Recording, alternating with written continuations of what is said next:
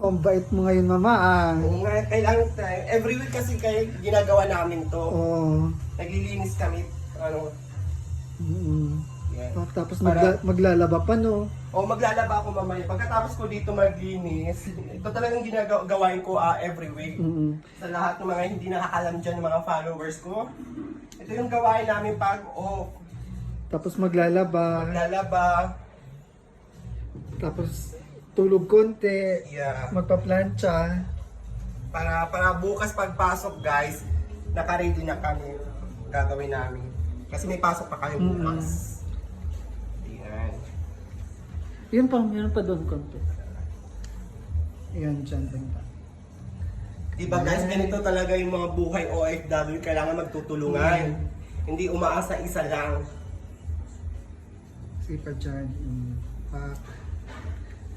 Bet talaga. Naglinis na yan ako guys sa higaan ko. Siyempre ang gagawin mo guys, unahin maglinis ka muna ng higaan mo bago ka magwalis. Pagkatapos yan, pag nakapagwalis ka na dito, doon dahan-dahan ko na ginagawa, nagpupunas ako ng sahig. Ang bait talaga. Ayan. Tapos na guys,